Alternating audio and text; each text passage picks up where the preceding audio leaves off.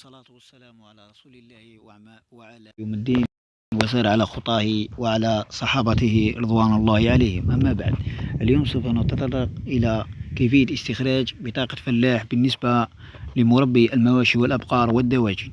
أولا، لا بد عليك أن تكون هذا الملف أو تقوم بجمع هذا الملف: شهادة ميلاد، شهادة إقامة، نسخة من بطاقة التعريف الوطنية، 3 صور شمسية، سند الملكية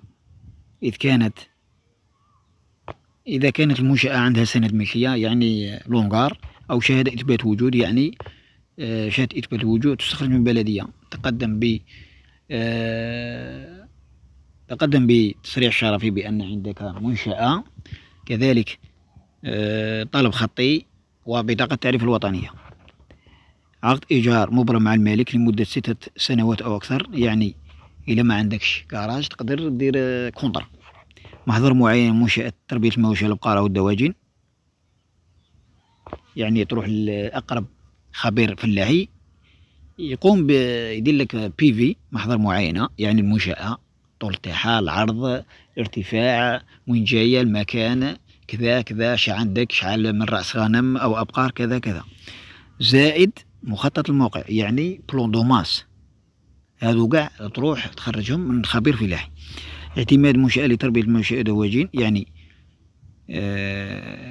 كما نقولوا احنا الاعتماد تروح للطبيب بيطري يختموا لك اغريمو. شهادة تلقيح او فاتورة الكتاكيت او الفراخ الصحي، كذلك تستخرج كذلك من طبيب بيطري. بطاقة فلاح بالنسبة القديمة، إذا عندك واحدة قديمة صح، إذا ما عندكش تخدم هذا الدوسي، زائد نسخة منها إذا ما عندكش. 100,000 بالنسبة لحقوق التسجيل. أيام الدفع بين الحد الاثنين 3 إلى 4 من الساعة 8 إلى 11 صباحا. هذه بالنسبة لمربي المواشي والأبقار والدواجن. سنوافيكم كل ما يتعلق بميدان الفلاحة. لا تنسوا الاشتراك في قناتنا ناشر العلم والمعرفة ليصلكم الجديد.